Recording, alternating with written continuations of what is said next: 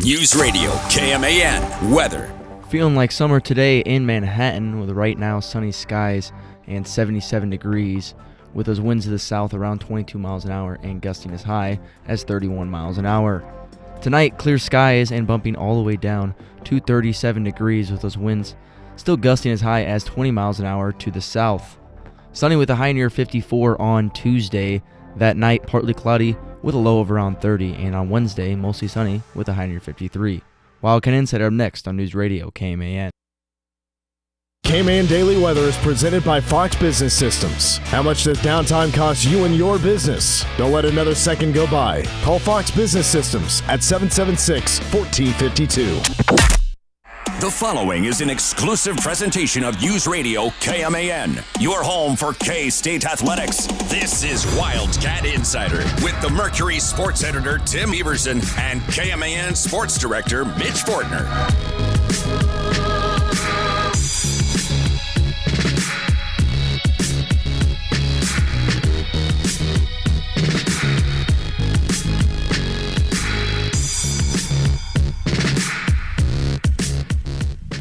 Now, would you believe me if I were to tell you that K-State men's basketball is on track to having maybe the worst season of conference play since right after the Depression? That's on the table. Very much so. And somehow this program continues to get uglier. As not only did K-State men's basketball lose on Saturday, an assistant gets arrested. Meanwhile, we're going to speak with the voice of the Wildcats, Wyatt Thompson, coming up, of course, at 5:10. No clutch does this K-State men's team have. Zero. None of it. Plus, K-State football has its first commit for the 2027 recruiting class. And by the way, I know people look at this as like light at the end of the tunnel, so to speak. Oh, at least be good at this if our basketball team's not going to be good. And that's K-State baseball, which again, I will preach this louder and louder every time. This team has deserved its own hype. There shouldn't be hype just because basketball on the men's side stinks. And this will somehow cure your blues. No. This should be a good team no matter what. I mean, I don't know what you're talking about. It's track season. And it's track season, folks. Did you not hear we have the number one team in the nation in men's indoor track? Now, I think we're due for a new ranking if it hasn't come out yet already. No, not yet. I think maybe tomorrow or maybe, I don't know. And by the way, for those preaching that, hey, we shouldn't have an AP poll in the preseason of college football, we shouldn't have a poll until the first CFP ranking comes out. Even the CFP poll, maybe we shouldn't even do that reveal until it's time to actually reveal the field. But track, their top 25 is based literally on results. Like it's literally calculated into how the top 25 works. Yep. So based on results, literally right now, K-State track and field, the men, are the number one team in the nation. And it's not close. They're 12, almost 13 points ahead of number 2 Tennessee. You're getting me really ramped up right now. Like I would love to. We can just do the whole 2 hours on wins the national championship. How do I watch? Great question. Is what you have me wondering. And I know it's actually right around the corner. I think it's this month. Yeah. Because the indoor season is pretty short. There's only 4 or 5 track meets, right? There's and not a whole lot. K-State hosts most of them, and they're on the road next to Arkansas, and then they will. Which is typically go there one. every year. Yeah. For indoor. And then they have one more home, and then I think it's the Big 12, and then they do the regional and Natty. The Natty. I mean, has me tuned in. I'll be the first to admit. Do I keep up with track and field every year? Nope. I mean, I've heard of Olympians' names, some of those Olympians, and then some of these track meets at the former athletes they are named after. DeLoss, Thane Baker, I know I've heard of those folks. March 13th and 14th, and it's at Arkansas. Oh, so it's next month. So we're still over a month away. So we're still, little. Look, K-State has had lots of standouts, lots of whether it be Eric Kennard or a whole bunch of good ones going back before that. But this is the first time really in school history that they've been able to get a team together that could go and, could break the Wildcat national title curse, dare I say. Well, welcome to Wildcat Insider, guys. I'm Mitch Fortner. Who you're hearing to my right is Tim Everson from the Manhattan Mercury. And, of course, you hear him during football season on Power Cat Game Day. Speaking of Power Cat Game Day, the K-State men do have a midweek home game. It's brutal now because not only is this team really not fun to watch, especially trying to close out games here lately. I've been very impressed by how the turnout's been here lately, but now it's, it didn't look like it was a very good turnout there in Fort Worth, and now coming in is another team that coaches on the hot seat. A lot of heat on Wes Miller to, he's not winning, and he's been there for 5 years, isn't winning, and so he feels like he's on the hot seat. It's a doable buyout there at the end of the year. It's going to be cut down to less than $5 million, and so you're talking about two programs that just, I think, would do anything to win a game right now. Maybe do anything to win the game. So two just desperate programs, which, by the way, will not result in ratings for anybody. It's an 8 o'clock tip-off on a Wednesday. Brutal. Yeah. But Power Cat Game Day will start at 6 o'clock here on News Radio KMAN and also on 115 K-Rock. We will be able to confirm because both Mitch Fortner and Wes Miller will be in the same place at the same time that they are not the same person. And we'll be very close together. There you go. Because I sit close to the visitors' bench. I'm sure we'll be on TV a time or two. I'm sure you'll be having issues to tell apart who's which. I'm sure the only clue is going to be one will have a microphone next to them. Yes. And one of them will be standing. And if you keep the 5 o'clock shadow going, he's a pretty clean-shaven guy. Yes, he is. Yes, and I will probably not have this beard. No, well, there you go. By the time game time rolls around on Wednesday. We'll say hey to Gavin Hyatt across the glass as well. He'll be taking your calls if you want to call in, or else you can text in. Feel free. Chime in, 785-537-1350. I need to do a better job of checking those during the show as well, so I'm going to pull it up right now just to make sure I have them in my face. Again, 785-537-1350 is that phone number to call. By the way, we'll talk about the women a little bit later, but how is Red Panda? Isn't she great? She was great. I mean, I've seen her before, but man, it's always exhilarating. It's so obviously it's incredibly hard what she does, but it seems so simple. It's not like she does a bunch of different things. She does one thing, and it is incredible, and you never get tired of seeing it. And she starts with one bowl, and she works her way up to 7 or 8. And she makes it look easy, and it was great. And the entire crowd loved it. Everyone was on their feet. It was a great time. Wonder what she's setting a table. Yeah. Silverware going everywhere. I bet that'd be awesome. Well, going back to the K-State men here, they lose on Saturday to TCU 84-82. This could be a simple broken record type of segment. To me, this was kind of two K-State storylines coming into one game, in my opinion. It has to do with, blown leads, but also K-State really stumbling at the end of the game. And there's a lot of factors that adds up to this. But going to the big lead portion of this, K-State at one point led by 18 in this game. They led by 10 with 5.5 minutes to go. They still led by 2 possessions, 5 points, with 1:15 left. And they officially blow the lead with 6.7 seconds left by giving up free throws to TCU. And then, by the way, just mind-boggling decisions with the basketball. Yeah. Travels, running to the sideline. They were running themselves into trouble with the expectation of, well, there's got to be a foul coming, right? There's a foul coming. TCU has fouls to give. K-State gifts the basketball back to TCU 3 times in the final 90 seconds of play. And then that adds to what the other storyline, and that is K-State finding ways to lose. They found ways to lose at West Virginia, where K-State was up a couple of scores with about 4 minutes left, and they get outscored 14-5. The Oklahoma State game was the most brutal story from that particular topic, and that was with K-State up 2 with under a minute to play.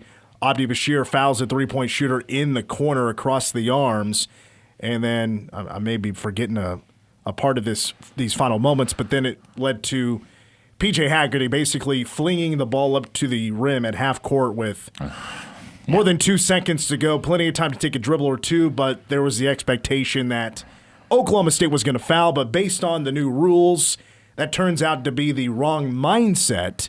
And Steve Lutz at Oklahoma State was well aware of the new rules and why fouling would be a bad idea in that situation. But it led to PJ just of catch and shoot from half court. He thought he swished it. He was short, and the Cats lose that game. Look, with all that being said, the most important thing here is that K-State is 10-13. They're 1-9 in Big 12 play. But Tim, once again, and we've seen this before. It's been either K-State is getting blown out and they have no shot, or they actually lead for the majority of the game. They have built leads in this season. We have learned that no lead has been safe.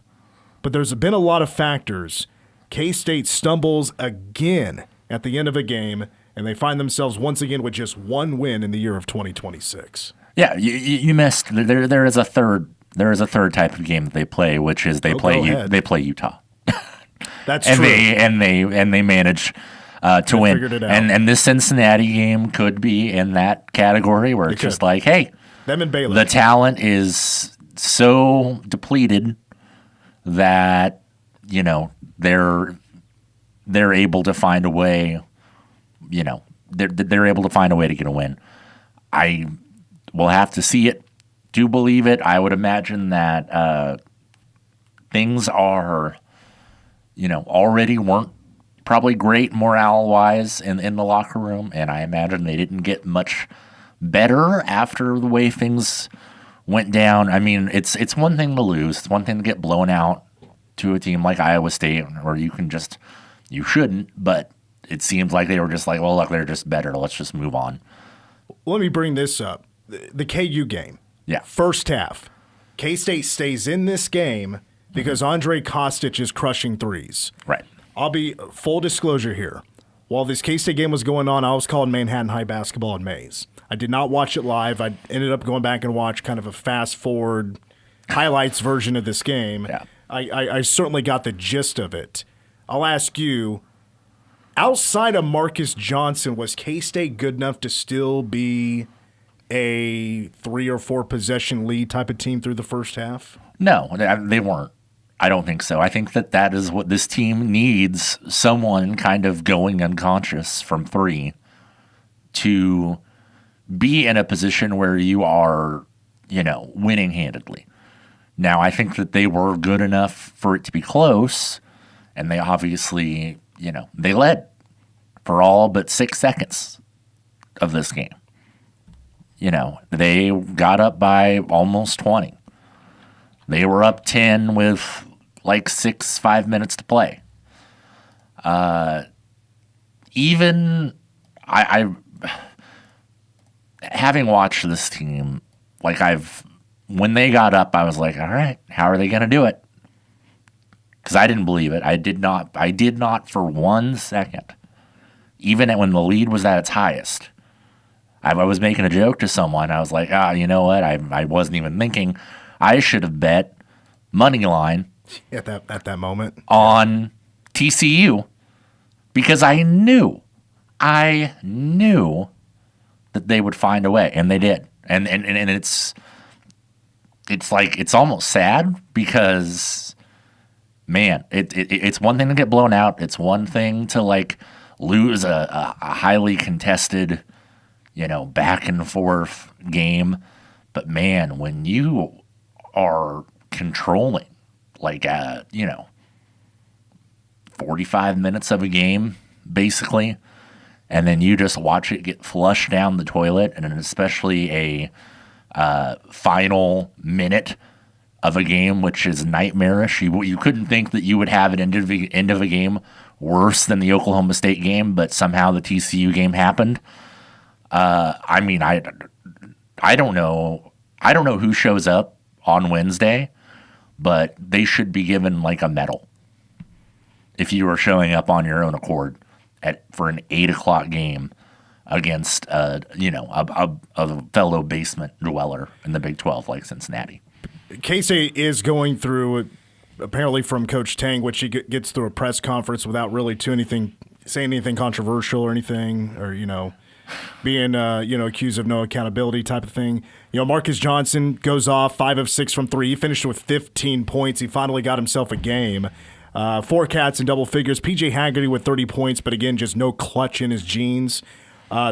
Pretty solid stat line for Nate Johnson. 13 points, 11 assists, 6 steals, and 2 blocks. Yeah. For somebody that didn't really watch this entire game, I didn't see every second that Nate Johnson played, but he played 37 minutes. That is an insane stat line. PJ had to play 39 minutes. David Castillo played every second of this game but 2 seconds. So guard play had to play the entire way. I mean, C.J. Jones was still coming in when they went 4 guards. He played 14 minutes, but Dorian Buka was hardly available because he was sick. And, Taj Manning had some foul trouble. Kamari McGriff, limited minutes, but he comes back and scores just 6 points in about 25 minutes. But here was Coach Ting after the game about his guys' effort against TCU. I got to be better for our guys because they gave everything they had. We actually thought we'd only have 5 guys this game, and as of yesterday. And so, proud of our guys. Not proud of the results. Nobody wants to lose, but for what these guys have been going through, I'm very, very proud of them. And we're gonna keep fighting. We're gonna figure this thing out. And there was a reference a little bit later on to there's something going on. Like we just have no idea what this team is going through right now. Which, if that is the flu that a number of guys have been dealing with. Andre Kostic didn't play. He turned his ankle, or if it's something more than that. Not sure what that is. But with that in mind, what we do know is more drama off the court for this K-State men's basketball team, and now it has to do with the staff of this team. We'll take a timeout. More details on an arrest this morning for K-State men's basketball when we come back. You're listening to Wildcat Insider. At ESB Financial, we think it makes sense to pay you. That's right. Get paid 5.04% annual percentage yield on balances up to $20,000 with our free Kasasa Cash checking account. We'll even refund your ATM fees nationwide, and the best part is there's no monthly service charges or minimum balances to keep. All you have to do to earn your rewards are a few simple things each month. The best part? These things make banking easier. Visit esbfinancial.com to learn more. Special terms may apply. ESB Financial, member FDIC, equal housing lender. In Manhattan, building community means more than bricks and beams.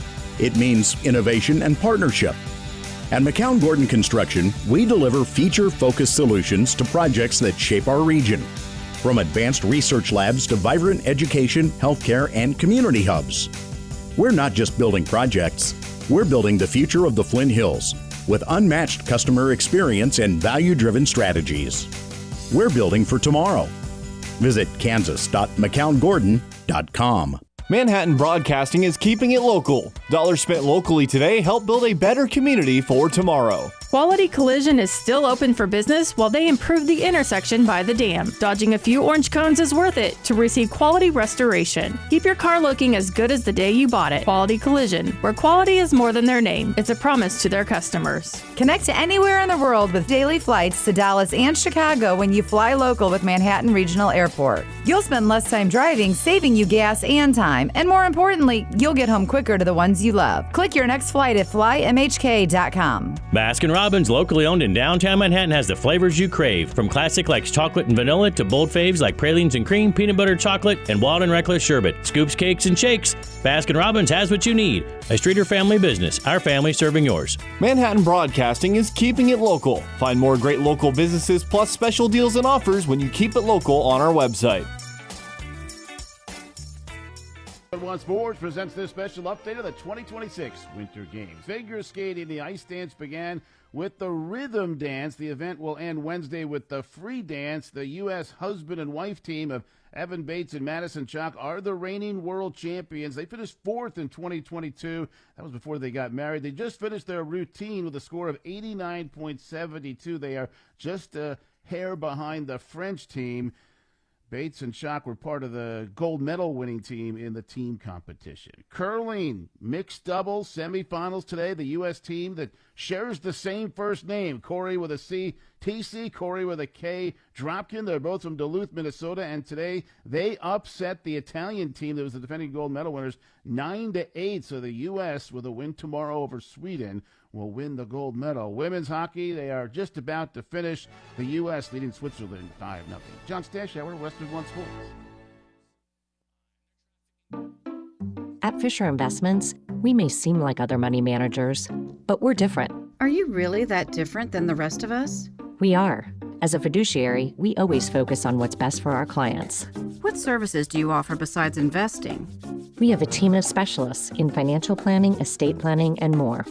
Your clients rely on you for all that? Yes, we ensure clients receive unparalleled service at every step of the relationship.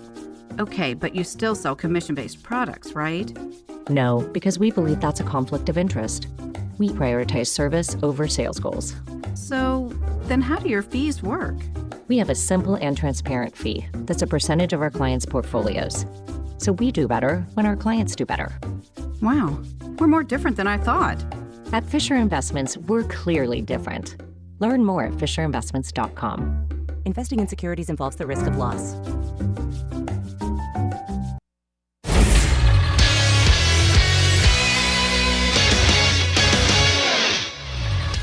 I'm Gavin Hyatt with a Wildcat Insider Sports Update brought to you by Bottle Cap Sports Bar. K-State men's basketball graduate student manager Mark Vitale Jr. was arrested at 12:20 Monday morning.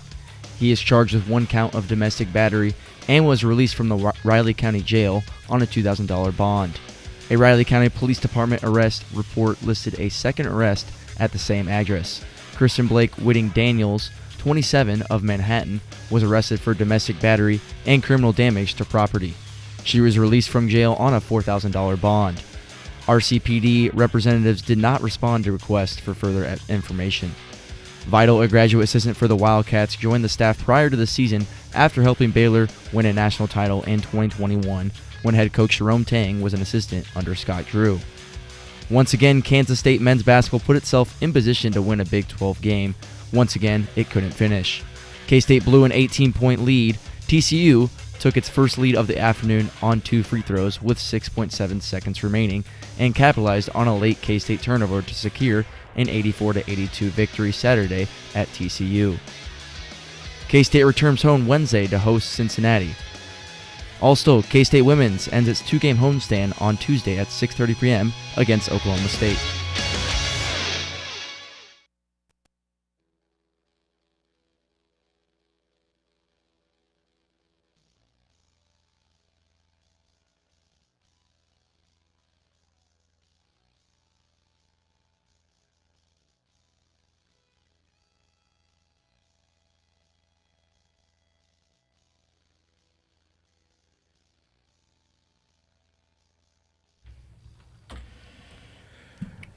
This is a great track. This is a good poll here, Gavin. A little flirting with disaster.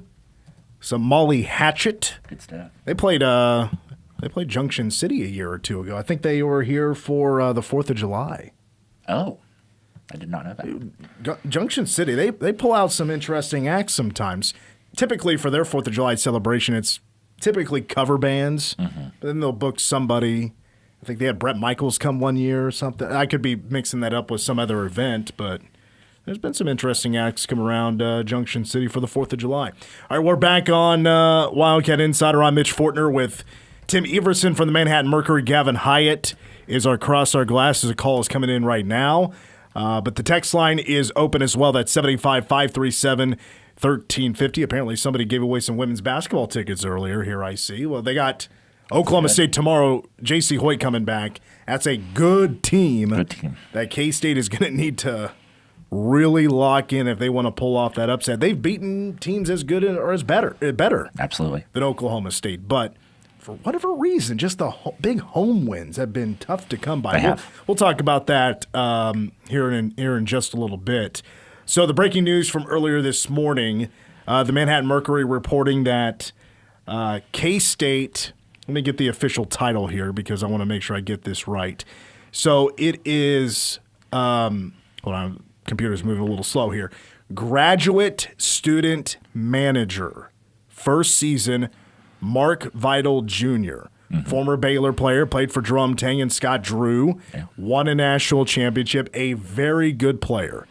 Ended up playing in foreign countries, playing basketball for a number of years, and now, Coach Tang, he tried to do it last year, but has now talked Mark Vitale to be a part of the staff this year, and talked to him at Big 12 Media Days.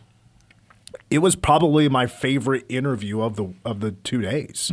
He was fantastic. He speaks real well. He's a Louisiana kid, so of course, Jerome Tang loves his Louisianimals. Or at least he did, yeah. Hasn't really been a thing recently. No, especially, recruiting. Yeah. Yeah. I mean, heck, Dorian Finister back in Louisiana, tearing it up. Had a game winner. Yes, I saw that. For the Raging Cajuns the other day. He's Very averaging exciting. like 16 points a game. Anywho, though, I'll go to you, Tim, on the report here as he was arrested earlier this morning. Yeah, early, like just after midnight this morning, Mark Vitale was arrested on account of domestic battery and was released from the Riley County Jail on $2,000 bond. Second arrest was also made at the same address. We're not super sure the connection between the two. One would assume, a partner of some kind, but again, we do not know. Kristen Whitting Daniels was also arrested for domestic battery and criminal damage to property. She was released on $4,000 bond. No statement from K-State on this. No movement. Still on the roster, listed online. I imagine there's I'm sure there's a story here, but that's when things are bad on the court. The last thing that you want happening, no matter what the story is, no matter what goes into it, is more bad things happening off the court. It really just kind of compounds itself, and it makes it makes it bad. Like, it's already bad. This is not good. It wouldn't be good if it was happening, at Michigan or Iowa State or KU. But the fact that you are, 1-9 and are basically staring down the barrel of one of the worst, conference performances in school history, and then you have a guy that, for Jerome Tang, that you brought in, a guy that you have a long relationship with, for this to happen, it just doesn't look good. It's not helpful if you're trying to, right the ship. And it's not the first time that something like this has happened. The whole Naquan Tomlin situation comes to mind as a situation where a guy got in trouble, and then it was alluded to there was past misdeeds and the fight with the university president that was way more public than it should have been. It's just not good. It's right or wrong with sports. It's something that you can kind of skate around a little bit, that people will have a blind eye to if you're winning, but when you're losing, man, it really kind of compounds things. Well, for this matter, I go to allow me to recite the opening disclaimer to the show, Cops. As you see here, Tim, I have no notes in front of me. Yeah. I have this by memory.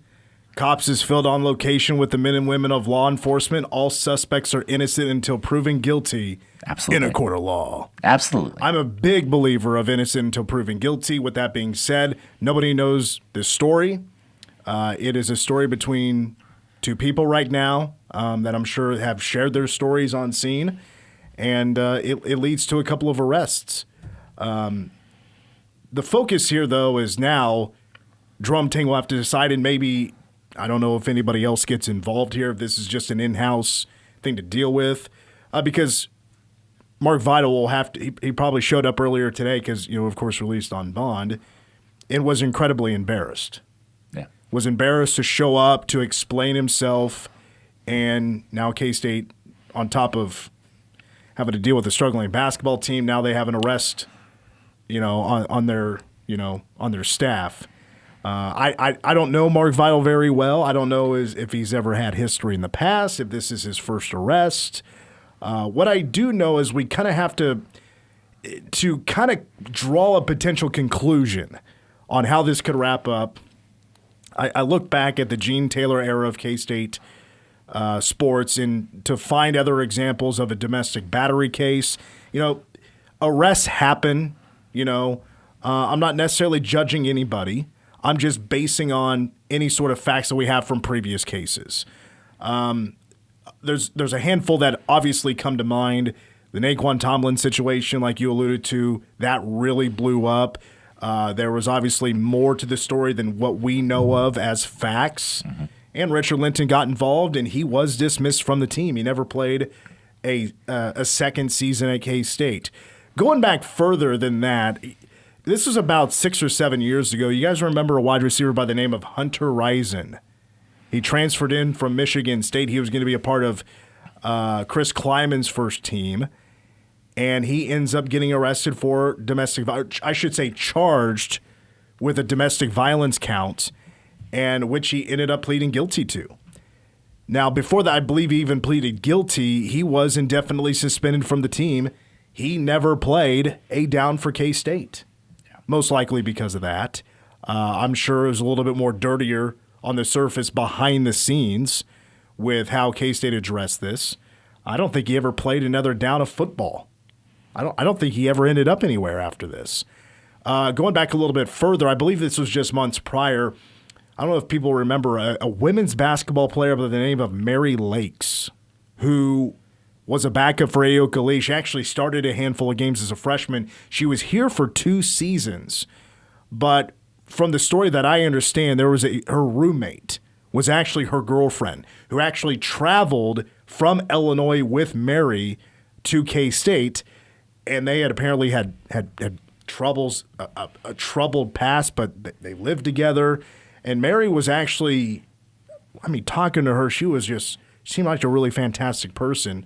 But for whatever happened, she was actually arrested twice because of these disputes. And she ended up being dismissed from the team. Every recent example that I can think of resulted in one way or another, however we got there, to that person no longer being with the program. So just based on that, it's not fair to just assume that that's going to happen, but just from past stories, from past cases, from past charges, those athletes have not ended up being on the team for, moving forward. But this is a coach. This is a mentor. This could be even taken harsher because of this person's status. But we can only speculate. And that could be a bit of a dangerous game, but that's just where I sit. I'm just saying I could see it coming. But that's up to, if it's left to Jerome Tang, that's his decision. If Gene Taylor or even Richard Linton steps in, that honestly wouldn't surprise me. And Jerome Tang, he fought hard for Naquan Tomlin to both stay at K-State and to be able to play, and was lost, basically.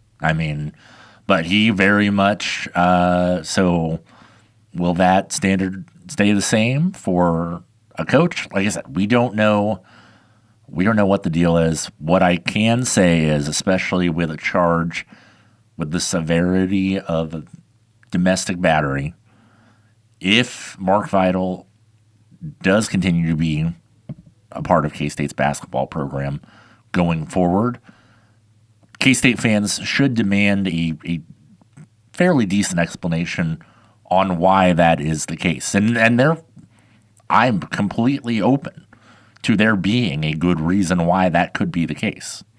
But this can't be a deal where Jerome Tang just says that it's an internal matter, which is a thing that he likes to do. and just leave it at that. Like if he continues to be part of the team, then K-State fans deserve to know what happened and why that is the case.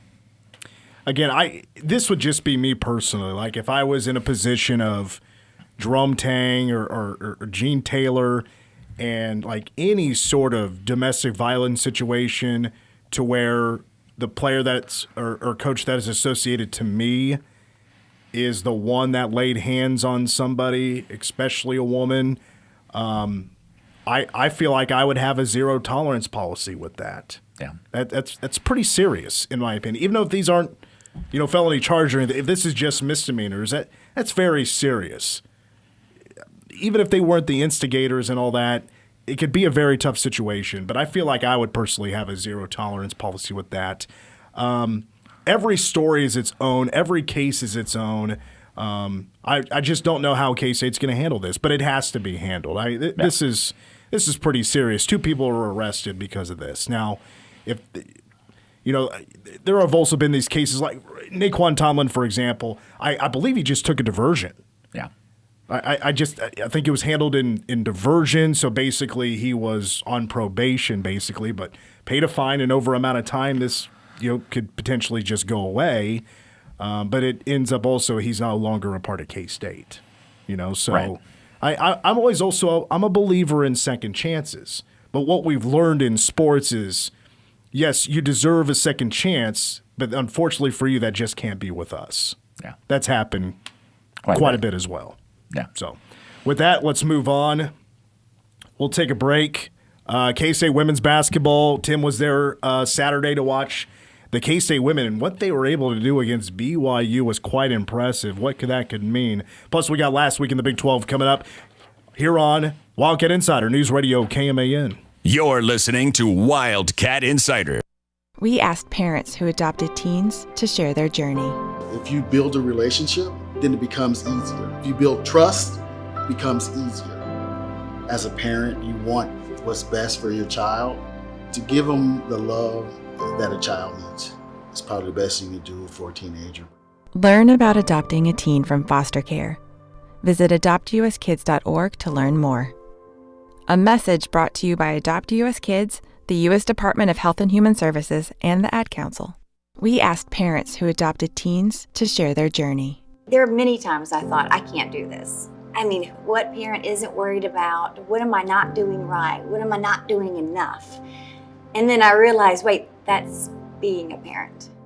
Don't worry about being perfect. I've had around 3 other mother figures in my life, but only one of them has taught me how a mother loves. The greatest reward for me is he makes me better every day.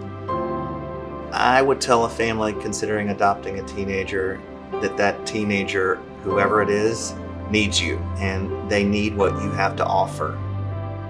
Taylor's giving me hope. He's our son, and that is what he will always be. Learn about adopting a teen from foster care. You can't imagine the reward. Visit adoptuskids.org to learn more. A message brought to you by Adopt US Kids, the U.S. Department of Health and Human Services, and the Ad Council. We are the keepers of the wild, America's original and most invested conservationists. For more than 80 years, we've been committed to conserving wildlife and the natural landscapes that define our nation. From rugged alpine ridgelines to peaceful tall grass prairies, we've supported the conservation of more than 36 million acres of American wildlands. Our funding has led to cleaner water, fresher air, and improved wildlife habitat. From abundant fish and waterfowl populations to robust deer and elk herds, nothing is more important than maintaining wild spaces for adventurers to explore and wildlife to thrive. We are America's hunters and target shooters, stewards of the American outdoors. America's hunters and target shooters, along with firearm, ammunition, and archery manufacturers, have invested more than $46 billion to help state fish and wildlife agencies manage and protect wildlife and wildlands across America. For more information, visit outdoorstewards.org. Battles aren't won solely on the field. That's a common misconception. Battles are won within. over enemies of fear, enemies of doubt. In that place where promises are kept. Promises to oneself. This is a physical training event! Promises to one's community. Helping people move debris out of their house. Promises to one's country.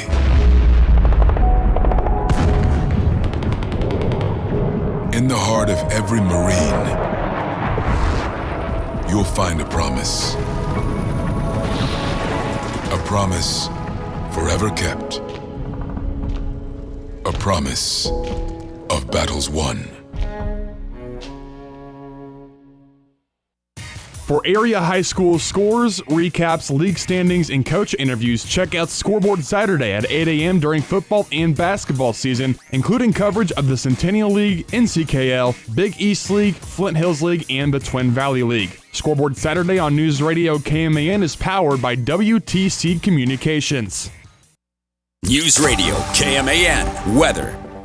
It's summer in Manhattan today, as it's 77 degrees and sunny skies, with the winds gusting to the south around 22 miles an hour and gusting as high as 31 miles an hour. Tonight, clear with a low of around 37, with those winds continuing to the south and gusting as high as 20 miles an hour. Sunny with a high near 54 on Tuesday. Partly cloudy with a low of around 30 on Tuesday night. And on Wednesday, mostly sunny with a high near 53.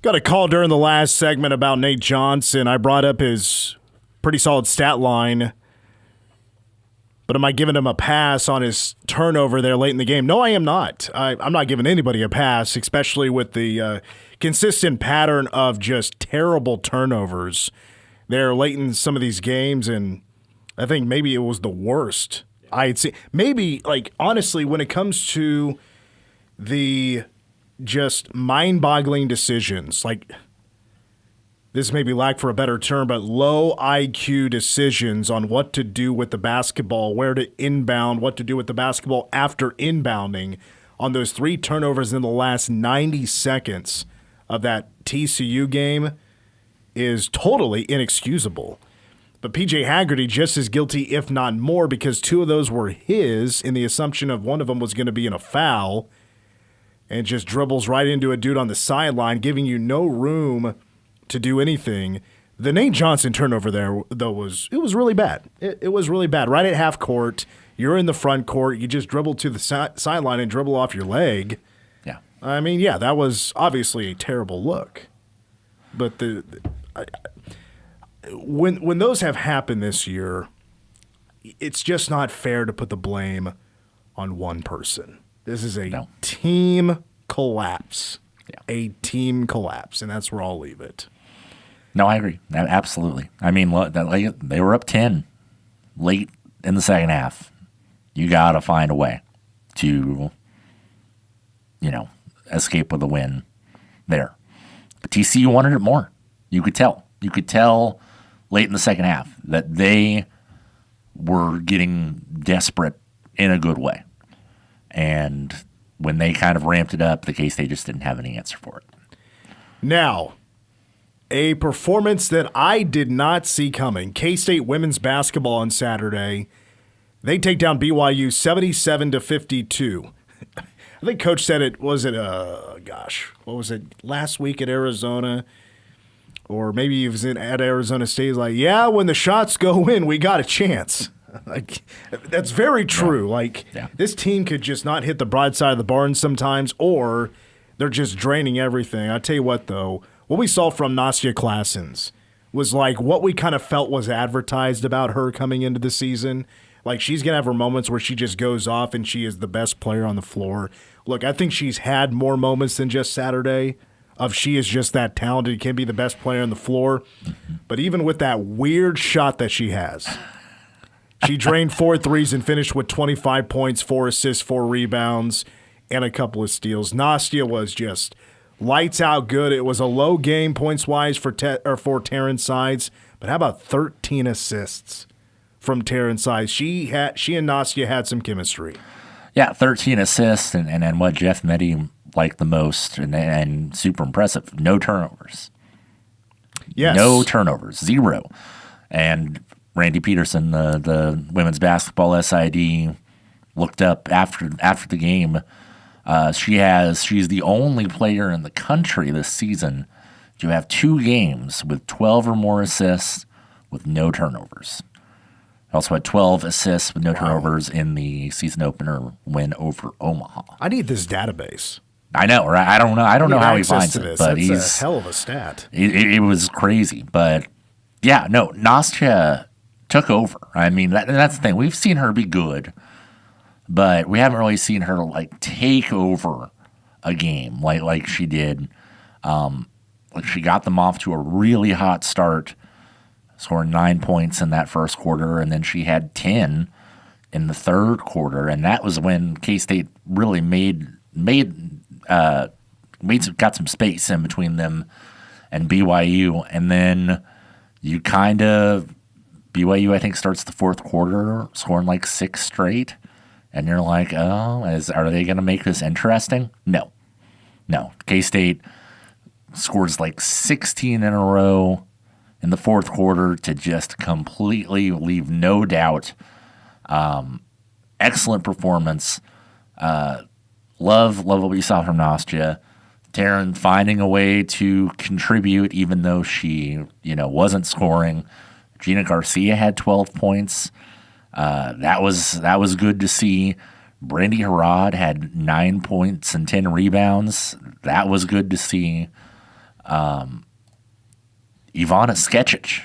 Yeah. She has really come on and kind of cemented herself as an important part of, K-State's lineup. She's kind of stepped in front of Ramaya White and basically said, those minutes are now mine. And, she's not perfect. You would love for her to have some kind of a jump shot. That's not necessarily there yet, but if she's around the rim, she can get rebounds and she can get putbacks. And that's huge for this team. And she had 3 blocks also. I'm sure I'm forgetting people, but man, I mean, it was just really good to see. I asked Jeff Mitty if it was the team's most complete performance of the season. He agreed. Like, I think the Texas Tech win is the best win. Like, that's hard to dispute. They're like 16th in the country. But they hit a lot of threes in that game to make that happen. They only hit, I don't know, like 6 threes last night or Saturday. And 4 of them were from Clausen's. 8 of 20. 8. So good, but not like, I think, did they hit like 12? Or maybe that was against Arizona State. But I don't know. I mean, it was just, it was really good to see. It was really nice for them to get a good home win against a good team like BYU, because they have just not been able to do that. They've gotten close a couple times. And K-State, they still are like, have the 3rd or 4th best home crowds in the country. Not in the country, in the Big 12. And so it's nice for those fans who come out. Last home win was like in mid-January over a terrible Houston team. So it was good. It was good for them to be able to do that, be able to celebrate. Nastya and Taryn got to go to the bench early and got a nice ovation from the crowd. You hope, consistency has been the thing. So can they come out on Wednesday or on Tuesday and knock off a very talented, offensive-minded Oklahoma State team? I don't know. That's going to be tough. It's a tough week because Oklahoma State Tuesday at 6:30. J.C. Hoyt has herself like one of the best, like an incredible three-point shooting team. Going back to another stat there real quick, K-State only turned the ball over 12 times. Yeah. That is pretty major for this team. But the points off turnovers was insane, 30-7. That was your difference in the game. And BYU turned it over 19 times. To get 30 points off of that is just incredible. But also this week, K-State goes to Iowa State. Yeah. Now, here's the deal, though.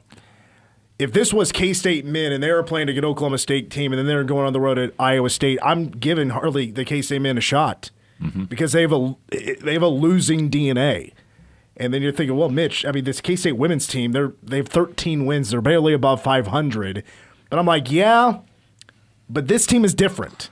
As I've said, they've got that dog in them. They've got something to them. They're the third youngest team in America. 500 record in Big 12 play isn't that bad. Let me ask you this here real quick, Tim. As we know this team has a lot more of a winning DNA than the men. Is this a postseason team? Do you think they actually get there? NCAA tournament, to me, that's still a bit of a stretch, even though they have some wins that can build a resume. WNIT, I think if you get there, you definitely take that. Yeah, you want it. I would assume, for sure. I haven't talked to Coach Mitty about this, but you want, especially these younger players, to get as many minutes as they can while they're here. I would think so. With as strong as the Big 12 is, if they're able to, close out these last 6 whatever games, if they're able to get a really good, home win versus KU, who's kind of been on fire as of late. They got 2 big wins this last week. I hope so. I really do. They may have to travel to do it just because, then they've lost some games like to Arizona, which you really wish that you hadn't lost and stuff like that. But I think that when they are playing to their potential, like they're an NCAA tournament team talent-wise. But I think their resume, I hope that they're a WNIT team. Let's pause on, we'll get to last week in the Big 12 when we come back. But we got Wyatt Thompson coming up next. The lack of clutch in this K-State men's basketball team has now added up. Plus the first commit for football for 2027. K-State baseball starts on Friday. Don't go anywhere. We got a second hour of Wildcat Insider coming up next. At Stormont Vale Health, our patients are our neighbors and our communities our home. We invest in your health and our community by bringing high-quality healthcare closer to home. From our Wamego Clinic to our new campus in Manhattan and the Flint Hills Hospital in Junction City. Our partnerships with organizations like the Mayo Clinic and the Children's Miracle Network bring top-notch expertise to our region. We take pride in local collaboration to stay connected to our communities. Visit StormontVale.org. Stormont Vale Health, high-quality care closer to home. Come on home to West Loop and Manhattan's West Side. Flint Hills Job Corps. Careers begin here. KS State Bank. Convenient banking for over 50 years. Member FDIC, equal housing lender. The Flint Hills Association of Realtors. Serving Flint Hills and beyond. Is your agent a realtor? Visit some old friends. Discover some new. Come home to West Loop and Manhattan's West Side. What's up, everybody? Nick Costco's here to help you beat the books with Westwood One Sports. Huge game tonight in college basketball. Undefeated #1 Arizona, a 2.5-point road favorite at Kansas. And Kansas might have the #1 overall pick in the draft. And I like Kansas in this spot. Arizona might be but it feels like they're due for a loss. And Kansas at home, I think the team to deal them that L. Bet smarter and beat the books. Download the BetMGM app today.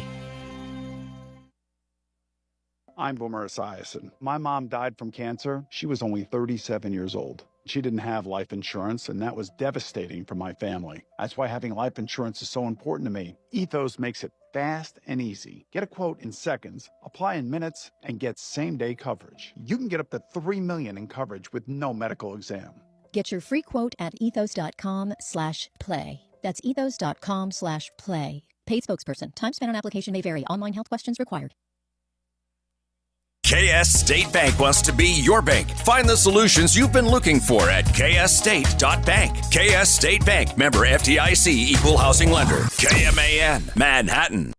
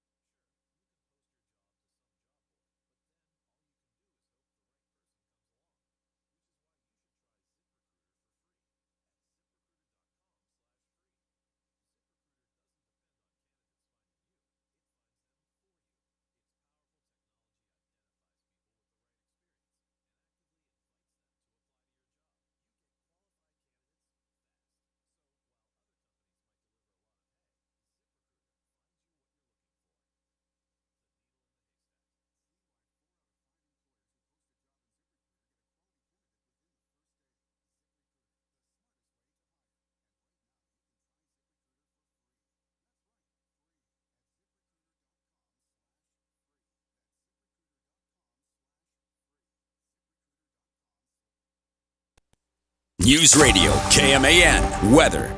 A beautiful sunny skies and 74 degrees currently in Manhattan, with those winds to the southwest around 15 miles an hour and gusting as high as 23 miles an hour. Tonight, clear skies and bumping all the way down to 37 degrees, with those winds still gusting to the south around 20 miles an hour. On Tuesday, sunny skies and a high near 54, with those winds still gusting as high as 25 miles an hour. K-Man Daily Weather is presented by Fox Business Systems. How much does downtime cost you and your business? Don't let another second go by. Call Fox Business Systems at 776-1452.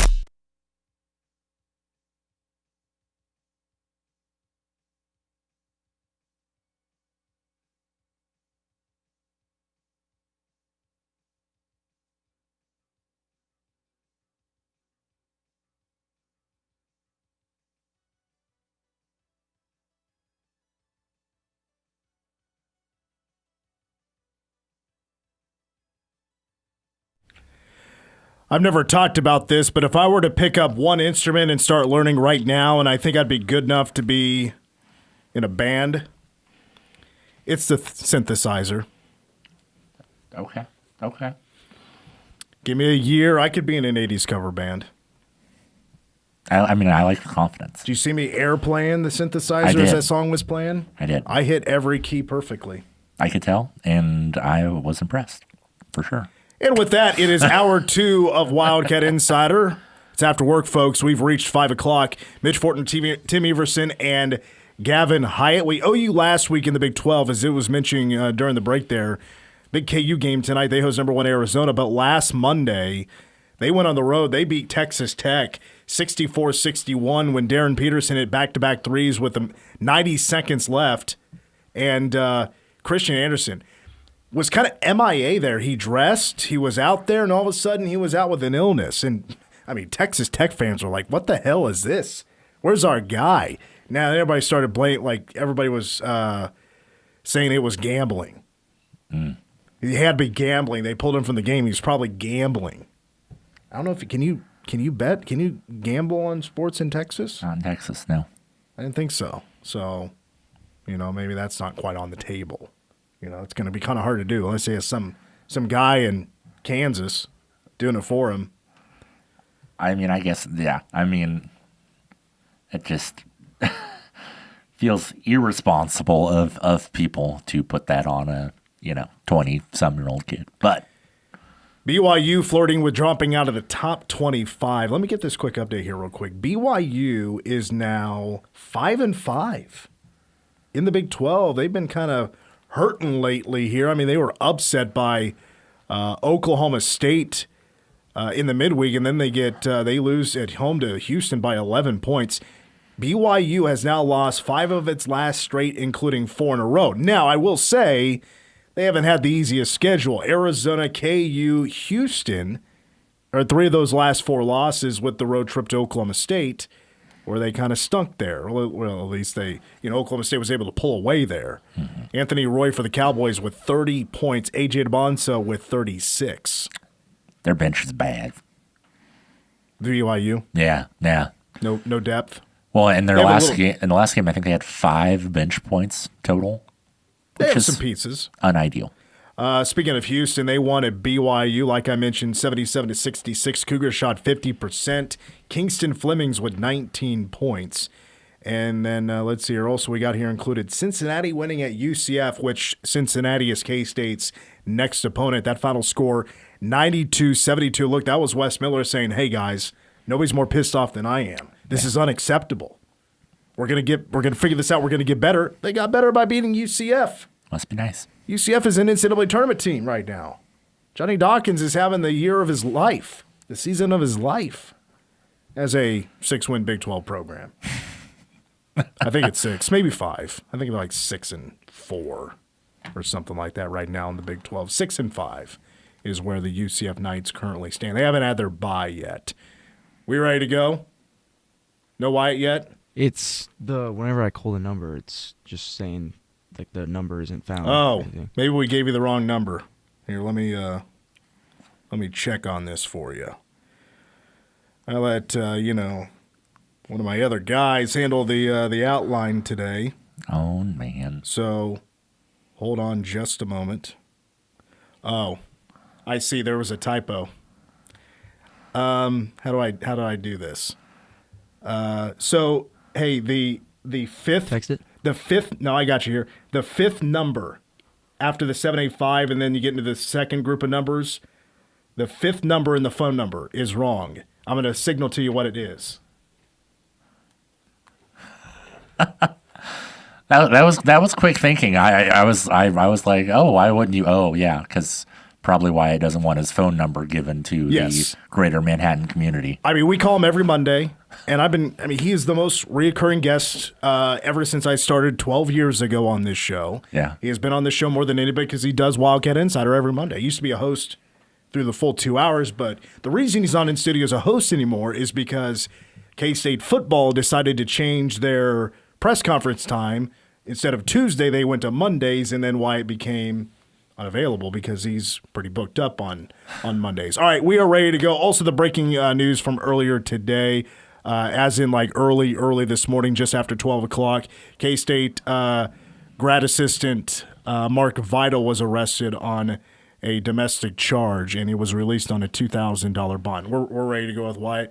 All right, we're now joined by the voice of the Wildcats, Wyatt Thompson. Wyatt, when was the last time you were arrested? Never have been arrested, and I'm very proud of that. Have you been arrested? Yes, I have. That was that's been about 13 years ago now. Was it at a concert or something crazy, or? I was, and I'm you not. Don't really seem like the law-breaking type. Sir. No, and I made a mistake. I grew up as a small town kid like you did, Wyatt, and I was out in Aggieville, and probably shouldn't have got behind the wheel. Wasn't that over? Like it wasn't anything like crazy.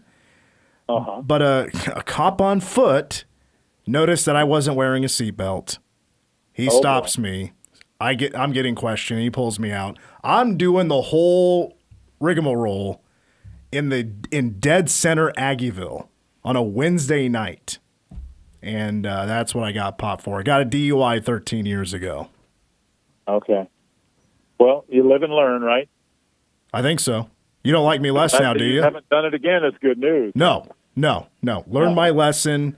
I just don't want to.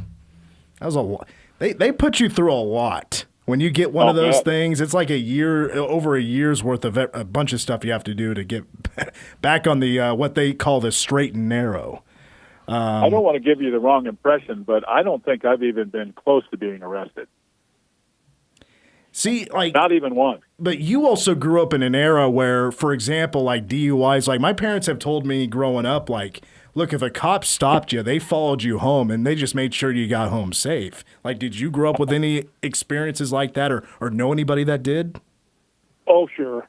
I didn't have any necessarily like that, but I am aware of a couple that when I was younger that it worked out kind of similar to what you're describing there. So, yeah, I probably a little more lenient in those days. Maybe or maybe not should have been, but I guess you could argue that all day long. But look, when you're a 22-year-old kid and the Bud Heavies are on the house, it's hard to say no sometimes. Wyatt, I know where you stand. That's all good. Saturday was rough. First of all, the word on the street, actually, I shouldn't say just the street. Jerome Tang said it himself at the press conference. The guys have been under the weather lately. Have you been experiencing, like, for example, the road trip to Fort Worth, that some of these guys are being quarantined because a number of them are under the weather right now? Yeah. I mean, I was pretty much aware of it. As a matter of fact, Thursday night, Coach had mentioned that they'd had. He didn't tell me who during the radio show or anything like that, but he mentioned that they've had a little pop on the flu there, and of course when you get to the airport, it's not hard to figure it out. I mean, I really salute PJ because he was really struggling and played. I'm going to look to be totally accurate here, but I think he played almost 38 minutes and 56 seconds. Doreen not quite so fortunate. I think he had it even a little bit deeper, frankly, and I think he played only 4 minutes in the game. So I salute those guys for, given what they had, because you could see it in their faces. Matter of fact, PJ, he was out, went back in, came back out. Doreen was hardly out at all. So you knew, Stan and I mentioned this, that, this was going to be a challenge because you were down to 7 guys basically anyway, for the most part. It was good. Thank goodness they had Kamari. I thought Kamari, if I would have been a betting man, I'd have said, I'll say 15 minutes, and he played just over 24. So, yeah, it's frustrating times for all of that, and especially how, they played late and letting another game on the road get away, for sure. A topic today has been Nate Johnson. I'll admit that I didn't get to watch the game live because I was calling Manhattan Hoops at the same time there in Mays. But Nate had a credible line, but people's biggest takeaway was his turnover there late in the game. I mean, outside of that, what would you have graded his game? Was he really good, or what would you say? To be honest with you, I thought it was one of his better games in terms of just overall game. He's had better shooting nights or days. He was 5 of 11, 1 of 6, and 2 of 3 at the free throw line. So you're looking at, an 11-point game, or whatever it was, 13, I guess. But you have to look farther to the right on the stat sheet and see 6 steals, which is a career high, and 11 assists, which is a career high. He made a couple of 2 or 3 really spectacular defensive plays on those steals that led to runouts and baskets at the other end, too. So, did his play there, and I heard you a little bit last hour talk about that turnover, it really stung, man. There's no doubt about that. And I could tell right away how bad he felt about it. And PJ had a couple, too. I think I looked at this morning. I think K-State from the 5:31 mark on scored on just 2 of their last 9 possessions, 1 basket and a couple of free throws. So, hard ending to that game. What are the vibes with this team, in your opinion? Like, do you look at this team play and think that they're given less effort because of the season not going their way? Are there guys not giving 100% effort throughout the game because of the way the season is going? Are you seeing effort drop because of the lack of success? You know what? Maybe I'm not looking hard enough, but I don't see that. I really, truly don't. Is it perfect and everybody's joyous and happy? No. They're beaten down. They're frustrated with the losing. And it's one thing to get dusted by Arizona there or, whatever, Iowa State, what have you. But those 4 road games in conference have all been games, where you could say either they should have won or had a real good opportunity to win. Would you agree with that statement? Yeah. And we're talking about, of course, Arizona State and, let's see, what would the others be? Oklahoma State, West TCU, Virginia. And West Virginia. Those are the 4. And I think it's pretty obvious to say that the 2 that maybe you should have gotten would have been TCU and Oklahoma State just because you led so late in the game. The others you could argue all day long, but at least they had a shot.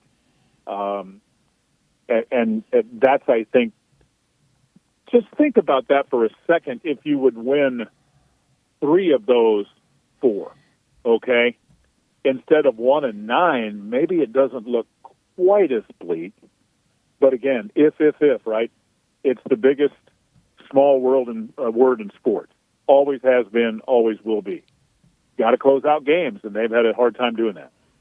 K-State would be 4-6, and they would be tied for 9th in the Big 12 with Oklahoma State and TCU, and the record would be 13-10. I mean, you could, I guess, argue if they were in that situation, if there was a 3-game swing, maybe postseason play enters the conversation once again, but I think you're still teetering. You're probably teetering on the NIT at that point, maybe. Maybe, but what I would say is, and again, this is all, just speculation, but I think the non-con played out to be tougher than most people thought it was going to be when they saw the schedule. Cal is being listed as, first 4 out or the next 4 out or whatever. Nebraska's done what Nebraska's done, that kind of stuff. They've played some. Seton Hall's had a good year. So let's just say you were what we said they were, and now you find a way to beat Cincinnati, and you maybe win a game in Boulder. You beat TCU and West Virginia at home. That's a lot of ifs, but it's a lot different. But that's not the reality, and that's what stings, I think, for the K-State fans, because it's nobody likes losing, man, and being 1-9, that equals the worst start in K-State basketball history from a conference standpoint. Yeah, the worst since we were talking about this earlier, just after the Great Depression in the early 1940s, a pair of teams only had one win in conference play. The COVID year, Tim, correct me, was it 1-13? They started 2020-21 Big 12 play? Yeah, the COVID year, and then 2 years in the 40s, and then 1 year in the 20s. And then the 96-97 season. Yeah.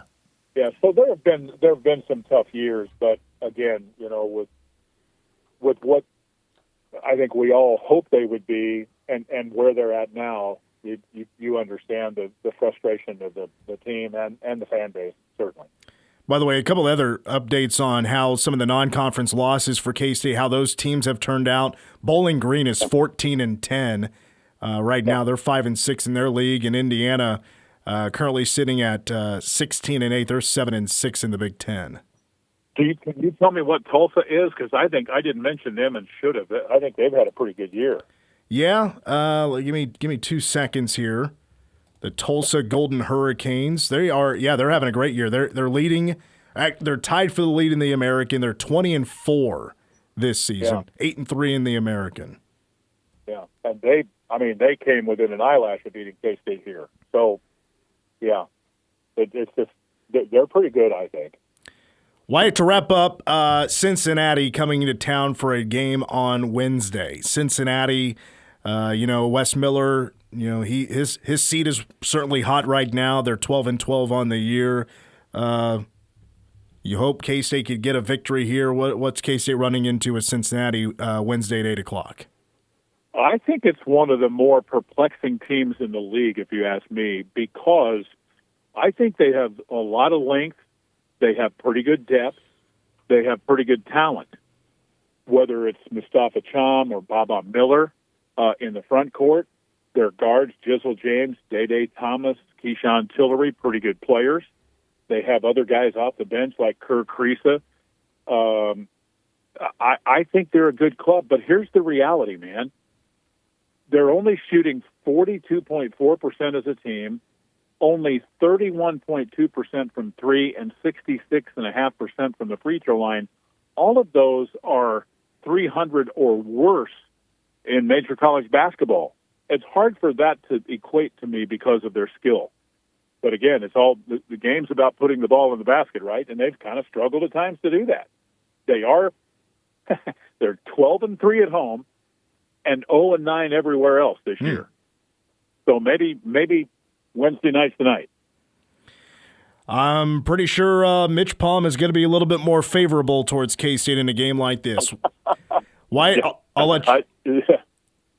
Go ahead. Oh, I was just going to say, I'm all about that, Mitch Palm. If you can get us one, I'm all in. Wyatt, we'll let you go. We'll see you in Bramlage on Wednesday. Talk to you soon, sir. Yes, sir. Thank you, buddy. That's the voice of the Cats. Wyatt Thompson joining us every Monday, 5:10 here on Wildcat Insider. All right, we'll take a break. When we come back, more on the numbers of K-State not having that clutch gene, nobody stepping up and being the superstar, even P.J. Haggerty not stepping up and being the superstar late in games. K-State football is its first commit for 2027. K-State baseball starts on Friday, and more. More Wildcat Insider coming up next. You're listening to Wildcat Insider. Whether it's game day or a night out with great live music, Bottle Cap Sports Bar delivers the atmosphere you're looking for. It's Manhattan's go-to spot for catching every Wildcats or Chiefs game and enjoying live music that plays the songs you actually know. Come early for a good seat, great music, and cold drinks served up right. Stay in the loop. Check out their Facebook page for the full schedule of events.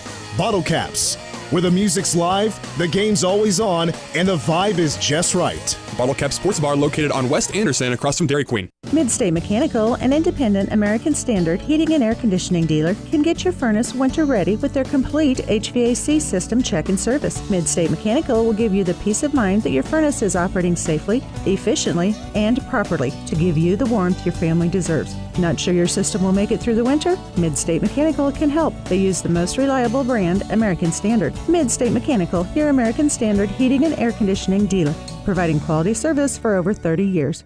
Manhattan Broadcasting is keeping it local. Dollars spent locally today help build a better community for tomorrow. WTC Fiber Internet is on its way to all of Manhattan. Sign your home or business up today at WTCKS.com. No contracts, no data caps, or overage fees. Fast, local, reliable. WTC Fiber Internet. Sign up today at WTCKS.com. Midwest Ace, around the block with what you need in stock with people who know how to help. Shop in-store or online for whatever your home or your yard needs. Choose from top brands like Milwaukee, Steel, Traeger, and Benjamin Moore. Ace is the place with the helpful hardware folks. For a once-in-a-lifetime experience, engagement ring shopping simply can't be duplicated on a computer screen. At Fifely Jewelers, you'll be pleasantly surprised by our pricing compared to buying online, and we offer financing. Plus, you'll have peace of mind by shopping locally with Fifely Jewelers. Manhattan Broadcasting is keeping it local. Find more great local businesses plus special deals and offers when you keep it local on our website. Westwood One Sports presents this special update on the 2026 Winter Games. The women's 1,000-meter speed skating had a couple of Americans looking for hardware. Brittany Bowe, still the world record holder in the event. She's about to turn 38. This is her fourth and final games. Erin Jackson. Bowe was the U.S. flag bearer 4 years ago in Beijing, and Jackson carried the flag last Friday. The two friends finished just off the podium. Bowe was fourth. Jackson was sixth. Two Dutch skaters, Jutta Leerdam and Femke Kok, won gold and silver. Women's hockey, another easy victory for the U.S., 5-0 over Switzerland. It'll get tougher tomorrow against arch-rival Canada. Mixed doubles, curling semifinals, U.S. 9, Italy 8. U.S. will play Sweden for the gold medal tomorrow. If the U.S. wins, that's curling gold medals in 2 of the last 3 Winter Games. With this Winter Games update, I'm John Stashower, Westwood One Sports.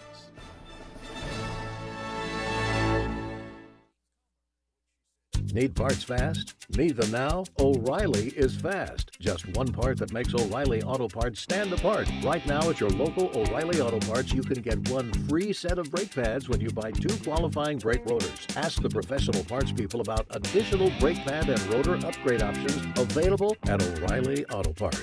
Restrictions apply. See store for details. O'Reilly Auto Parts. Time is valuable. That's why Lowe's Blueprint Takeoffs turn blueprints into quotes faster. Bring us your plans, and we'll generate itemized material lists to make quoting easier so you can get back to building. Plus, at the Lowe's Pro Desk, you get access to thousands of building materials not sold in store. And when your order's ready, we'll deliver everything to the job site. Improving is easy at Lowe's. The Wildcats. 3 wide open again, and it's perfect again. Hit the court. To the rim, layup good. Right here. Yeah. How about these Cats? Be here every game as the Wildcats pounce the hardwood all season long. 3 seconds, 2, 1, buzzer, ball game. K-State wins it. On your home for Kansas State Wildcat basketball, the K-State Sports Network from Learfield. News Radio, KMAN.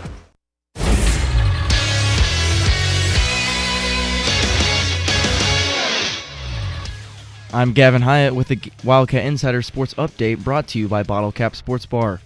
K-State men's basketball graduate student manager Mark Vitale Jr. was arrested at 12:20 Monday morning. He is charged with 1 count of domestic battery and was released from the Riley County Jail on a $2,000 bond. A Riley County Police Department arrest report listed a second arrest at the same address. Kristen Blake Whitting Daniels, 27, of Manhattan, was arrested for domestic battery and criminal damage to property. She was released from jail on a $4,000 bond. RCPD representatives did not respond to requests for further information.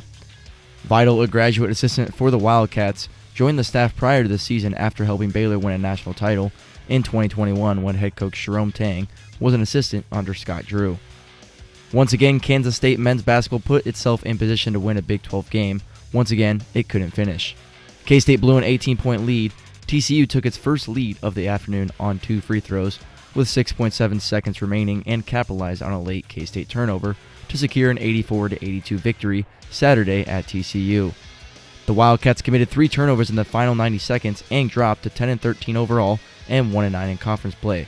K-State returns home Wednesday to host Cincinnati.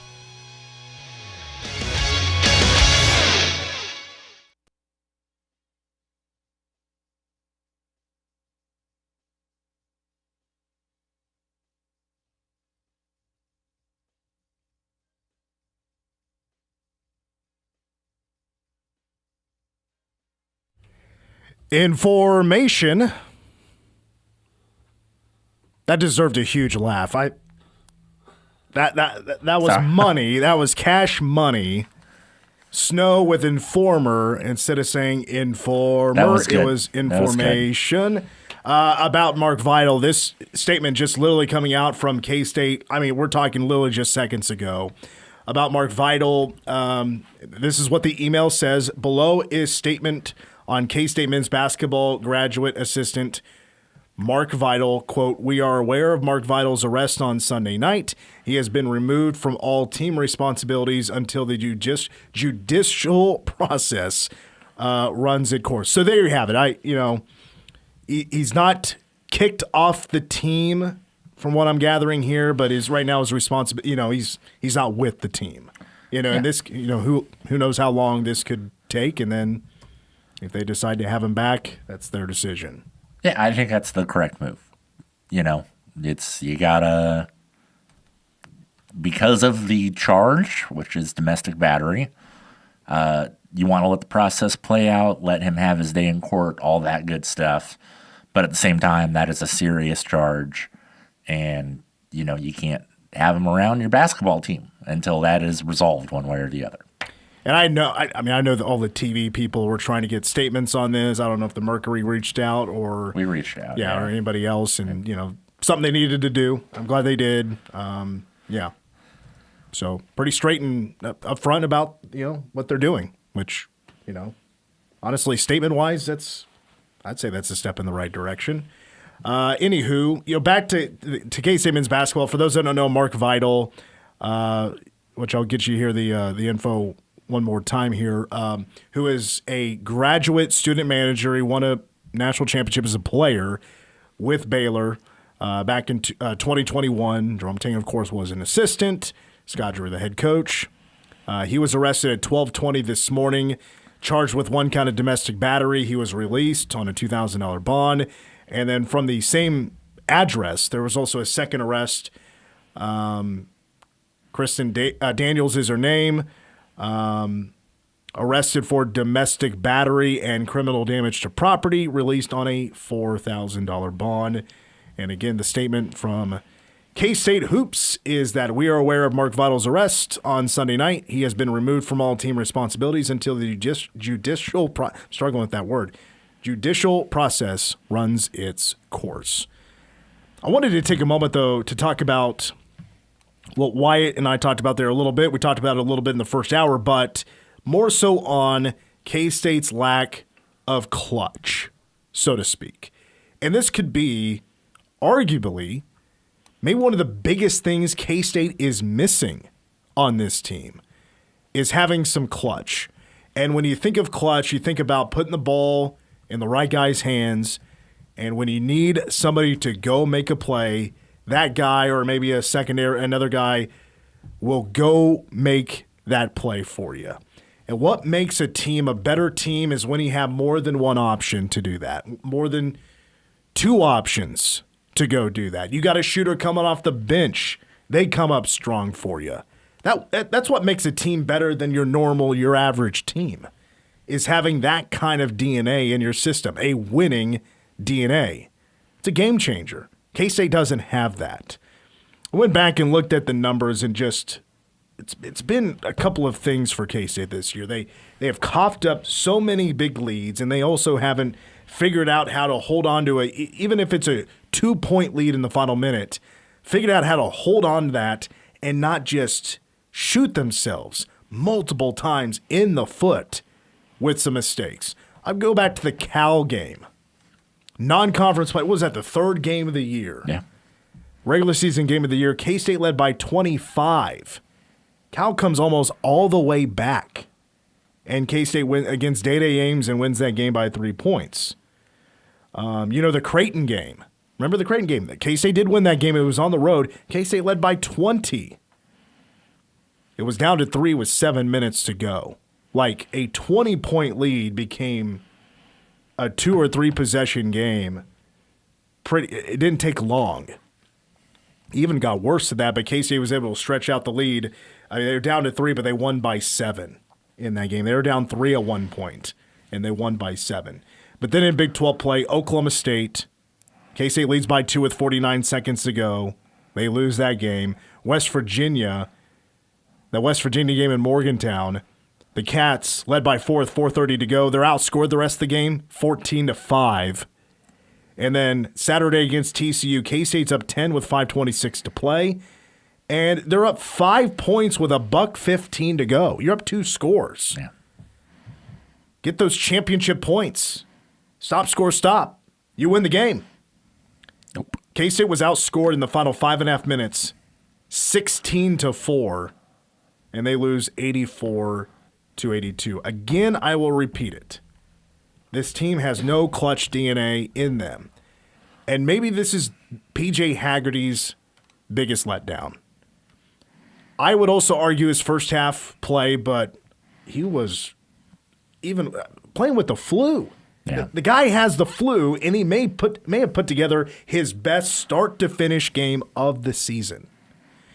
But yet, down the stretch, you also consider Nate Johnson, who should have been one of the best players on this team, is making a mistake. P.J. Haggerty with 2 turnovers in the final 90 seconds.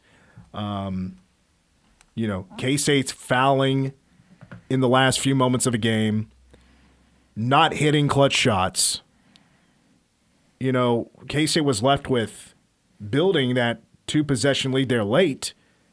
Was a great play from Kamari McGriff. And still in the final moments, K-State has no clutch to them.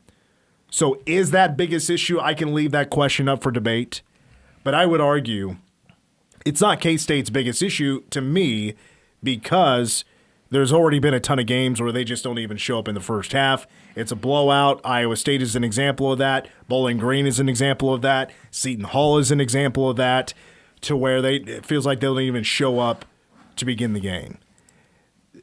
There probably isn't just one major key factor. That if they were to fix one thing, maybe instead of being 10-13, they're 14-9 instead. I don't think it's that one thing. Other than you could just say, they're just not a good team. Maybe it's just coaching. Coaching is just bad. That's it. That's all you got to say. The coaching is bad. And I think it adds up to just a lot more than that. But as of recently, where K-State has had a chance to steal 3 road wins, they blew it. An interesting thing that I just put together whenever you were laying all of that out, and I don't even know what this means exactly, because you have 2 wins in there. You have the Cal and Creighton wins, and then you have the 3 Big 12 losses. There is one common denominator between all those games. Okay. Is it fouls? No. I mean, because go back to it is a basic. Is it free throws? No, it's not a stat. Oh, okay. Because I was going to say in the TCU game, for those that don't know, TCU attempted 36 free throws. 36. Yeah. K-State attempted 8. And there may be more, because I know that has been a problem. They're all on the road. That's it. That's the common denominator. All true road games. Like I said, I don't know what it means, but I do think it's interesting. Well, and I would also argue that they're also against probably not very good crowds. Yeah. Even though Oklahoma State's better, Gallagher, Iowa still feels like a ghost town. TCU never draws great crowds. K-State being there doesn't help. I mean, if KU shows up, yes, there's going to be a good crowd. Maybe West Virginia had the best crowd of all of them. But... Yeah, but in Morgantown, they were dealing with a snowstorm that day. So a lot of people stayed home. Maybe some good amount of students, but I saw an aerial view, an aerial shot of the arena. Wasn't that full. Wasn't a great crowd. The snow played an impact there. Like, for example, when K-State played KU, we were dealing with snow. That probably kept people home, and also maybe, it's KU. Do I want to be there to see K-State lose to KU? Typically, people still show up for that game. They did. And the snow became a factor. So I said it before. I said it on Friday during Mitch Palm. I'm like, look, this is not going to be a good crowd. Yes, K-State's the one getting on a plane, and then they drive 30 minutes on a bus from DFW to Fort Worth, and then they play in somebody else's gym. The lights are different, the floor is different, whatever. The crowd wasn't going to be a factor.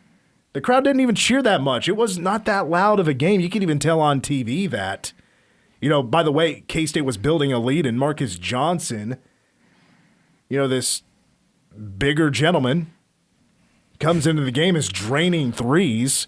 Yeah, we haven't really talked about this yet. You want to talk about something that'll take the atmosphere away from the home team?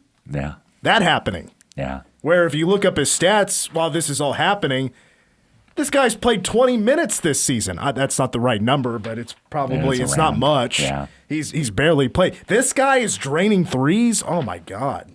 Talk about a Debbie Downer for the home team. Take the crowd out of it. That was so weird. Like, I don't know. I don't know how to feel about it because in one respect, I think I'm happy for Marcus Johnson, for him, even in a loss, to have a moment after, just kind of sitting there and having to watch this season as everything is kind of unraveled around you, and then being like, well, we have enough guys injured / out for unknown reasons. We have to play you. So get out there. Do something. Well, let me give you this example. Marcus Johnson's three-point shooting ability is the same as Red Panda flipping bowls on her head. When it happens, it's incredible. And it's an act. It's almost it's a sideshow. Marcus Johnson probably is not a Big 12 basketball player. And this is with all due respect, but I mean, did we expect him to come in and play every day and drain 4 threes a game? And if you knew about his defensive numbers, like a lot of other players, not coming in with a defensive pedigree at all, he could just drill shots. Yeah. But, his defense is a lot worse than others on a bad defensive team. Like, I didn't have high expectations, but I thought maybe once in a while, and more often certainly than what we're getting this year, he would come in and give you what Brennan Hazen should have been. He can come off the bench, play 15 minutes, maybe more for Brennan. Right. But could be a for sure 3-point guy, make a couple, here and there. And he hasn't been it just not like it was crazy at the start of the season. Like, especially, if you look at the exhibitions where it was like, Jerome Tang, I'm going to play everyone. I'm going to play Stephen Osei. I'm going to play Xavier Wilson, except for Marcus Johnson. It's just, and to get to this point in the season, after basically ignoring that the guy exists, brushing off any questions about it when asked, like, what's the deal with this, being like, I want to talk about the players that played. Why? Like, it's just such a puzzling point. Yeah, no, he's not a Big 12 basketball player. He shouldn't be on this team, but he is, and that's fine. But then just to not do anything with him because he can't play defense. It's the same problem that I have with what he did with Andre Kostic. I think Andre is more of a travesty in that argument. Andre is a much better player, has a much higher ceiling, but it is why is he here? If you're not going to do anything with him, then why not go get another, high upside freshman that is, maybe going to go play at a place like UMKC or something like that. That's a great question. That you could at least be like, well, this kid, he could grow into something. Like Marcus Johnson is who he is. And there's nothing against him. They're the ones that brought him in. He was, he is who he is. It's not his fault that he can't play, it is, but that is the player that they brought in, and then they've done nothing with him until they're being, forced to. And to his credit, when given his largest opportunity, he made the most of it and was a big part of why K-State almost won this game. We are running a little bit short on time. I'd love to continue to talk about that because you bringing up kind of the recruiting part of this that's an hour. It is. No, you can, exactly. Basically, abandoning high school recruiting. You got you don't have anybody on the hook for this next recruiting class. Nobody. Doesn't even seem like they're looking at people. Well, and again, another argument could be, was K-State, was Tang and company going after too many big fish? Like, as in the best players in the country, where even when they visited, it didn't seem like you were going to land this kid. But they wanted to go land that big fish, which, again, if they landed one Darren Peterson or A.J. Devonsa, that could be a program-changing recruit. Yeah. But it just didn't happen. No. And they invested so much into that. It's another part of the story as to what went wrong. Yeah. That's a part of the puzzle. Really is. It is. Real quick, don't have a ton of information, but I do just want to report this, that K-State football does have its first commitment for 2027. He on his I noticed, like, on the recruiting sites, he was listed as an athlete, but in his announcement on social media, Nazir Pitchford is listed as a corner. He comes from Palmetto, Florida. He does not have a star rating or anything like that. Still needs to be evaluated. Don't know what he's going to turn out to be, a 3-star, whatever. But it is a start. He played 2 ways in high school. It does appear from what I've seen, which is just a couple of highlights, but it seems like he's a way more dynamic player as a corner, as a defensive back, than he is a wide receiver. His numbers wouldn't scream at you like, oh, this is a top-tier talent, but also a Florida kid, also comes from the same high school as Adonis Moise before Adonis went to IMG. Yeah. That is interesting. I'm sure that they are looking for him on the defensive side, and I feel I don't have all the new staff members memorized, but is it Marcus Woodson, the co-defensive coordinator? Is that his name? Yes. Yeah. I believe that's. I'm with you. Yes. I've reported on all of them, and then everything kind of happened at once. It did. I get guys mixed up. I believe that one of the photos that I saw was Marcus Woodson shaking his hand or whatever, being down there. So that does make sense that that's the side of the ball that they're kind of looking at him more. But it seems exciting. I mean, it's, you got to start somewhere. Marcus Woodson is also going to be coaching corners. Exactly. Yes. So yeah, exactly. Yeah. So it makes sense. Makes a lot of sense. I didn't see that picture. I just saw the commitment, and so it's as you can assume the first of many. And I heard on K Nation on KSNT they had Colin Klein on, and he loves the high expectations. That's what he's here for. Yeah. He loves the high expectations. Yeah. That is what he's living and breathing on. Good, because they're there. Pressure. He wants the pressure, Congrats. Folks. So let's continue to put the pressure on his shoulders. First-year head coach. All right, we got to take a timeout. Do you want to touch on baseball when we come back? Plus this week in the Big 12 after these words. You're listening to Wildcat Insider. Spice up your event with Qdoba Catering. Our burrito bowls, nachos, and salads will taste oh so delicioso with juicy smoked brisket and adobo marinated grilled chicken. Fresh fajita veggies and hand-smashed guac will add a burst of flavor to your meal. Place your order today. Qdoba, united by flavor. Be my BOGO for Valentine's Day. A Qdoba Rewards member exclusive. Buy one, get one free with the purchase of an entree and a drink. Must have Qdoba Rewards. Get the app today. In Manhattan, building community means more than bricks and beams. It means innovation and partnership. At McCown Gordon Construction, we deliver feature-focused solutions to projects that shape our region. From advanced research labs to vibrant education, healthcare, and community hubs. We're not just building projects, we're building the future of the Flint Hills with unmatched customer experience and value-driven strategies. We're building for tomorrow. Visit kansas.mccown-gordon.com. Oh, how's that flu, babe? Did you take DayQuil Intense Flu yet? Nah, I got this. Ugh, okay, I don't got this. You stay on the couch, and I'll grab the DayQuil. Undo your flu symptoms with DayQuil Intense Flu. DayQuil Intense Flu provides powerful relief of your flu symptoms. I'm ready for that to-do list. Wow, you do got this. DayQuil Intense Flu. The daytime coughing, aching, fever, under your flu, medicine. Use as directed, keep out of reach of children. Are you 50 or older? This news is for you. The CDC recommends you get vaccinated against pneumococcal pneumonia. Even if you're healthy, your age puts you at risk. People 50 or older are over 6 times more likely to be hospitalized with pneumococcal pneumonia compared to adults 18 to 49. Just one shot can help protect you. Learn more and schedule at vaxassist.com. That's VAXassist.com. Sponsored by Pfizer. News Radio KMAN weather.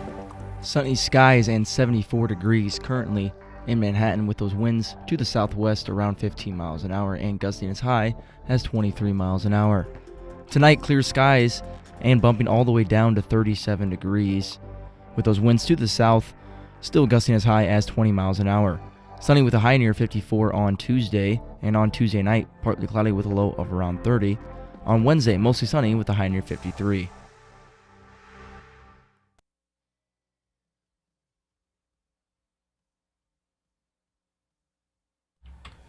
Folks, baseball season is just a few days out. K-State at the MLB Desert Invitational. They're not in the top 25. They're not receiving votes, but I tell you what, they're probably just right outside of the receiving votes category. Top 25 portal class coming in.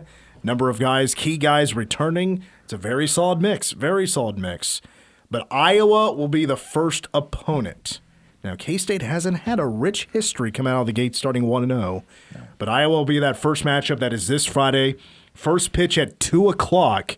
That means pregame coverage will start at 1:30. Brian Smoller is heading out to Goodyear, Arizona. It'll be then UConn on Saturday at 6. 1 o'clock on Sunday is Penn State. That's in Mesa, Arizona. The UConn game's in Scottsdale. And then back to Mesa Monday, 2 o'clock. So we will have an abbreviated Wildcat Insider next Monday, 2 o'clock, against Air Force before K-State plays again in the M&G Bank College Baseball Series. Auburn, Nebraska, and Michigan gets to lose to K-State again. It's nice to kind of get started with some fellow cold weather schools. You know, guys that have had probably similar practice conditions and availabilities that you have. So, yeah. Well, on the shows leading up to opening day on Friday, we will have audio from head coach Pete Hughes. We'll go position breakdowns, breakdowns from hitting, pitching, fielding, things like that. And plus, schedule-wise, what K-State is facing this year, the Omaha DNA, of course, this is another year for Pete Hughes, where now, back-to-back years of making it to a regional, fair expectations is to make a regional. Yeah. It's just how well do you finish? How well can you get started when it comes to starting quickly, which they did last year just in Big 12 play. Again, started strong, just kind of dipped there a little bit. Maybe pitching got a little worn out there because they had the same guys every weekend. Coach Hughes always preaches they got the pitching depth that's better. I'm a little bit more hesitant on that. I do really believe, just by what I know about who's coming back and the portal pieces that have been picked up, this should be a deeper team when it comes to guys that could play any day when it comes to, of course, fielding and hitting. They picked up 2 of the best hitters when it comes to doubles last year. Picked up in the transfer portal. They're added. Power should be there. They got a lot of sneaky power on this team, and multiple guys said they feel like D. Kennedy could be having a much bigger year when it comes to at the plate. Well, that's huge. Now, correct me if I'm wrong, but they really didn't lose anyone major to the portal. I know they lost some graduation. They lost Seth Dardar, okay, who was, I don't have the stats in front of me, I believe average-wise, he was the team's best hitter. He ends up transferring to LSU. Okay, so that is he's from Louisiana. significant. So, yeah, that's real. I have to go back and look, but that's the one. And it didn't surprise me at all. I didn't think there was going to be much that K-State was going to be able to do. But to hang on to a bunch of the other guys, that's major. Well, I counter with, I think, and I said this last week, I think A.J. Vasco, who was a freshman last year, I don't see him not being an everyday guy. I think he's going to have a stupendous second season at K-State. If last year was just an appetizer, what his ceiling can be, what he can be even just this year, when then he'll become eligible for the draft, he's going to have a really good year. I think it's an all Big 12 season for A.J. Vasco. That's great. It's super exciting. I think last year it was kind of a resetting year a little bit after you lose some of the bigger names that they had 2 years ago whenever they upset Arkansas and made it to the Super Regional at Virginia. Especially pitching. Yes, Yeah. at Virginia. Yeah. My concern, though, really just, especially you're going to have D. Kennedy. He's going to be moving, it looks like, from third baseman to shortstop. Grant Gallagher will move to third base. Shin's going to probably be at second. Just cleaning up the errors. Too many errors from D. Kennedy last year. The errors from the infield got a little bit sloppy there. I think if you clean that up, which if you look back at Nick Goodwin, and I think this is a great example of, his second to last year, his junior year, I think he led the Big 12 in errors, and he really cleaned it up in his final year, and I think that did wonders for this team. So I just look at the same with the K-State infield that's returning. You clean up the errors, this is going to make K-State a much better team and going to be competing, because I think they gave up just too many unearned runs last year, too many free base runners because of these mistakes. That's another thing that maybe cost K-State from being a better team once regional time showed up. The thing that I love about Pete Hughes, just listening to the audio of his interview, he's not a guy he's not afraid to kind of talk about disrespect out there for K-State baseball. He's not afraid to stick up for the team against the national guys, against the SEC bias, and it's just, always a very, very easy team to root for and get excited for. For this week in the Big 12, look, tonight you got number 1 Arizona at number 9 Kansas. That's the big game of the week. KU is at Iowa State on Saturday. Ooh. So they have a pretty major week, but they're on a hot streak right now. We're going to wrap it up for Gavin. Tim, I'm Mitch. The game tomorrow. Go Cats. Getting you closer to the locker room than anyone else. This is Wildcat Insider. Wildcat Insider, an exclusive presentation of the flagship station of the K-State Sports Network. News Radio 1350, KMAN. I'm a pretty great multitasker. I can wash dishes and do laundry. I can roller skate while walking my dog. I can even order lunch while doing my homework. But I can't use my phone while driving. A distracted driver is one of the leading causes of death in the United States. So when it comes to driving, please, don't be a multitasker.